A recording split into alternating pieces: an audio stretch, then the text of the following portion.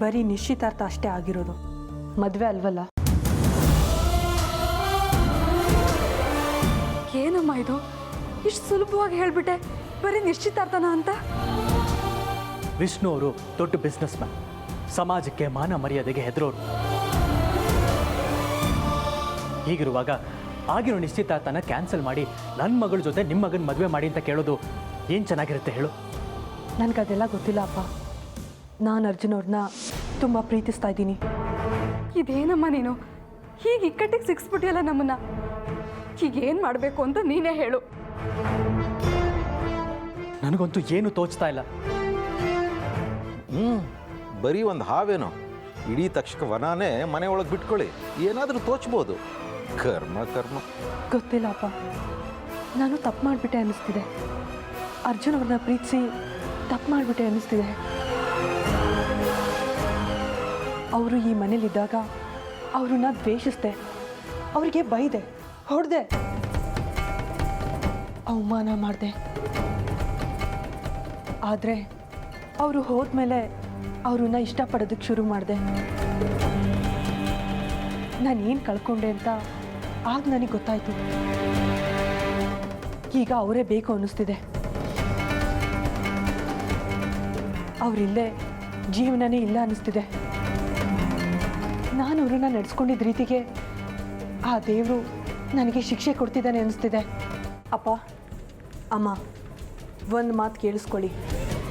ನಾನು ಅರ್ಜುನ್ ಅವ್ರನ್ನ ಬಿಟ್ಟು ಈ ಜನ್ಮದಲ್ಲಿ ಬೇರೆ ಯಾರನ್ನೂ ಮದುವೆ ಆಗಲ್ಲ. ನನಗೆ ಅರ್ಜುನ್ ಅವರು ಬೇಕು ಅಷ್ಟೇ. ಈ ಜನ್ಮಕ್ಕೆ ಅವರೇ ನನ್ನ ಗಂಡ, ಅವರೇ ನನ್ನ ಗಂಡ.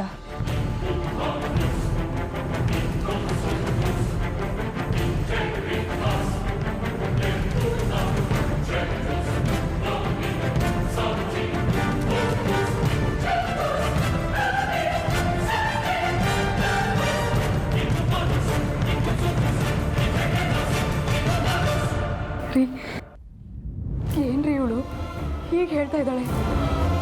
ಏನು ಮಾಡೋದೀಗ? ನನಗಂತೂ ಏನು ಅರ್ಥನೇ ಆಗ್ತಿಲ್ಲ ಸರೋಜಾ.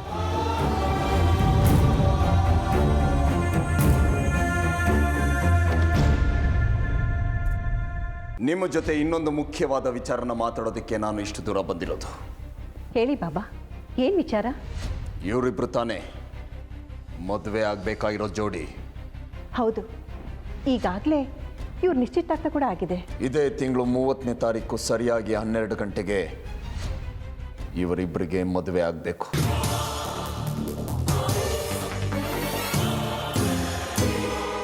ಇಲ್ಲ ಅಂದ್ರೆ ಈ ಬಾಲಕನ ಜೀವಕ್ಕೆ ಅಪಾಯ ಇದೆ.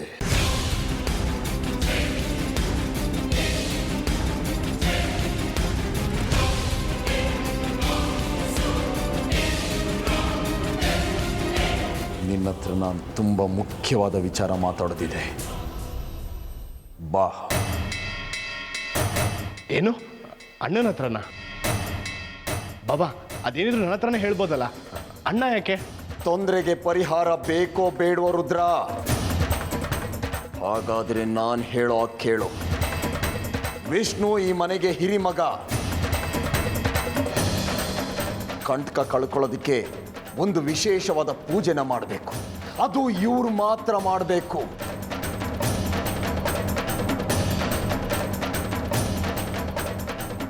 ಈ ವಿಚಾರವಾಗಿ ನಾನು ಮಾತಾಡಬೇಕಾಗಿರೋದು ವಿಷ್ಣು ಹತ್ರ. ಅರ್ಥ ಆಯ್ತಾ? ವಿಷ್ಣು, ನಿನ್ನ ಜೊತೆ ಮಾತಾಡೋದಿದೆ, ಬಾ.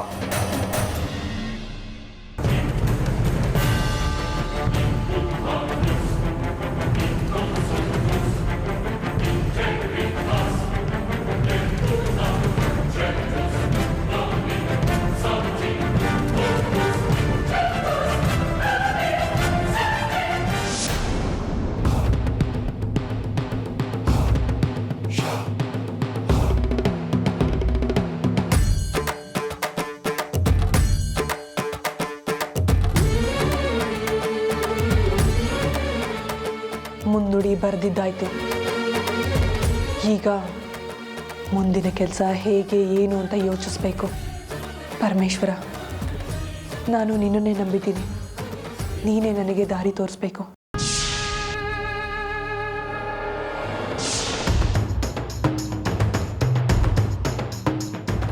ಅಮೃತ, ಹೇಳಿ ಚಿಕ್ಕಮ್ಮ. ನೀನ್ ಮಾಡ್ತಾ ಇರೋದು ತಪ್ಪು ಅಮೃತ, ತಪ್ಪು. ಯಾವುದು ಚಿಕ್ಕಮ್ಮ? ಏನು ಗೊತ್ತಿಲ್ದಿರೋ ಹಾಗೆ ಮಾತಾಡ್ತಾ ಇದೆಯಲ್ಲ ಅಮೃತ. ಈಗ ನೀನ್ ತಗೊಂಡಿರೋ ನಿರ್ಧಾರ ಸರಿನಾ? ನಾಗಲೋಕದ ನೀನು ಮನುಷ್ಯ ಲೋಕದ ಅವನನ್ನ ಮದುವೆ ಆಗೋಕೆ ನಿರ್ಧಾರ ಮಾಡಿರೋದು ತಪ್ಪು. ಚಿಕ್ಕಮ್ಮ, ನನಗೆ ಈಗ ಇರೋ ಏಕೈಕ ಉದ್ದೇಶ ನಾಗಮಣಿನ ಪಡ್ಕೊಳ್ಳೋದು. ಅದಕ್ಕೆ ನನಗಿದ್ದಿದ್ದು ಇದೊಂದೇ ದಾರಿ. ಅದಕ್ಕೆ ಮದ್ವೆನೇ ಆಗ್ಬೇಕಾ ಅಮೃತ? ಅವನನ್ನ ಮದ್ವೆ ಆಗದೆ ನಾಗಮಣಿನ ಪಡ್ಕೊಂಬರೋದಕ್ಕೆ ಬೇರೆ ದಾರಿನೇ ಇಲ್ವಾ? ಇಲ್ಲ ಚಿಕ್ಕಮ್ಮ, ಅವ್ರನ್ನ ಮದುವೆ ಆಗದೆ ಆ ಮನೆಗೆ ಪ್ರವೇಶ ಪಡೆಯೋದಿಕ್ಕೆ ನನಗೆ ಬೇರೆ ಯಾವ ದಾರಿನೂ ಇಲ್ಲ. ನಾಗಮಣಿನ ಪಡಿಬೇಕು ಅಂದರೆ ನಾನು ಆ ಮನೆಗೆ ಸೊಸೆಯಾಗಿ ಹೋಗಲೇಬೇಕು ಚಿಕ್ಕಮ್ಮ. ನೆನಪಿಡು ಅಮೃತ, ಮದ್ವೆ ಆದ್ಮೇಲೆ ನಿನಗೆ ನಾಗಲೋಕಕ್ಕೆ ಪ್ರವೇಶ ಇರೋಲ್ಲ. ಚಿಕ್ಕಮ್ಮ, ನನಗೆ ನಾಗಮಣಿ ಪಡ್ಕೊಳ್ಳೋದು ಮುಖ್ಯ. ಈಗ ಅದಷ್ಟೇ ಮುಖ್ಯ. ನಾಗಲೋಕದ ಪ್ರವೇಶದ ವಿಚಾರ ಆಮೇಲೆ. ಅಷ್ಟಕ್ಕೂ ನಾನು ಅವ್ರನ್ನ ಮದುವೆ ಆಗ್ತಾ ಇರೋದು ನಾಗಮಣಿನ ಪಡ್ಕೊಳ್ಳೋದಕ್ಕೋಸ್ಕರ, ಅವ್ರ ಜೊತೆ ಸಂಸಾರ ಮಾಡೋದಕ್ಕಲ್ಲ. ಆದ್ರೂ ಅಮೃತ, ಪರವಾಗಿಲ್ಲ ಚಿಕ್ಕಮ್ಮ, ಇದು ನಾನೇ ಆಯ್ಕೆ ಮಾಡ್ಕೊಂಡಿರೋ ದಾರಿ. ನನ್ನ ಗುರಿನ ಸಾಧಿಸ್ಕೊಳ್ಳೋದಿಕ್ಕೆ ನನಗೆ ಸರಿ ಅನಿಸಿದ ದಾರಿನ ನಾನು ಆಯ್ಕೆ ಮಾಡ್ಕೊಂಡಿದ್ದೀನಿ. ಹಿಂದೆ ಸರಿಯೋ ಪ್ರಶ್ನೆನೇ ಇಲ್ಲ ಚಿಕ್ಕಮ್ಮ. ಅದೇನೇ ಆಗಲಿ, ನಾಗಮಣಿನ ವಶ ಮಾಡ್ಕೊಳ್ಳೋದೊಂದೇ ನನ್ನ ಉದ್ದೇಶ. ಅದನ್ನು ಈಡೇರಿಸ್ಕೊಳ್ಳೋದಿಕ್ಕೆ ಏನು ಮಾಡೋದಕ್ಕೂ ಸಿದ್ಧ ನಾನು. ಮದುವೆ ಮಾಡ್ಕೊಳ್ಳೋದಕ್ಕೂ. ಕ್ಷಮಿಸಿ ಚಿಕ್ಕಮ್ಮ, ಕ್ಷಮಿಸಿ. ಇದೊಂದು ವಿಚಾರದಲ್ಲಿ ನಾನು ನಿಮ್ಮ ಮಾತನ್ನ ಧಿಕ್ಕರಿಸ್ತಾ ಇದ್ದೀನಿ. ನಾನು ಆ ಮನೆಗೆ ಕಾಲಿಡ್ತಾ ಇರೋದೆ ಅವ್ರ ವಂಶನ ನಿರ್ವಂಶ ಮಾಡೋದಿಕ್ಕೆ. ಇವತ್ತಿಂದಾನೆ, ಈಗ್ಲಿಂದಾನೆ ಆ ಕೆಲಸನ ಶುರು ಮಾಡ್ತೀನಿ. ಈ ಸಂಬಂಧ ಆಗಲೇಬೇಕು. ಹಾಗೇ ಆಗುತ್ತೆ.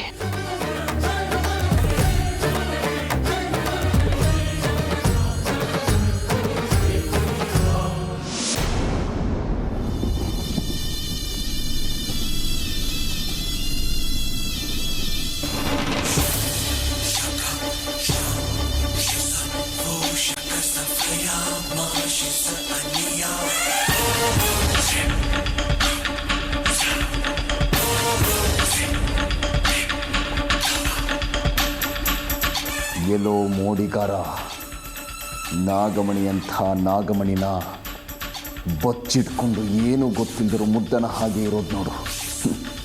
ಭಲೆ ಭಲೆ ನಿನ್ನ ಧೈರ್ಯ, ಏನೂ ಗೊತ್ತಿಲ್ಲದಿರೋಂಥ ಈ ನಿನ್ನ ಮುಖಭಾವ. ಮೆಚ್ಚಿದೆ, ಮೆಚ್ಚಿದೆ. ಬಾಬಾ, ಏನೋ ಮಾತಾಡಬೇಕು ಅಂತ ಕರ್ಕೊಂಡು ಬಂದು ಈಗ ಸುಮ್ಮನೆ ನನ್ನನ್ನು ನೋಡ್ತಾ ನಿಂತ್ಕೊಂಡ್ರೆ ಏನಾಯ್ತು? ಬರೀ ನೋಟ ಅಲ್ಲ ಇದು ವಿಷ್ಣು, ಅಭಿಮಾನದಿಂದ ನೋಡ್ತಾ ಇದ್ದೀನಿ. ನಿನ್ನಲ್ಲಿ ಯಾವುದೋ ಒಂದು ವಿಶೇಷವಾದ ತೇಜಸ್ಸಿದೆ. ಅದು ನನ್ನನ್ನು ಆಕರ್ಷಿಸ್ತಾ ಇದೆ. ಅಂತೂ ಒಂದೇ ಬಿಡ್ತು, ನಾಗಮಣಿ ನಮ್ಮ ಕೈ ವಶ ಆಗೋ ಗಳಿಗೆ ಹತ್ರ ಬಂದೇ ಬಿಡ್ತು. ದಿನಾಕ ತಡ ಮಾಡ್ಬೇಡ, ನಿನ್ ಕೆಲ್ಸನ ಶುರು ಮಾಡು. ಜೈ ಮಹಾಕಾಲ.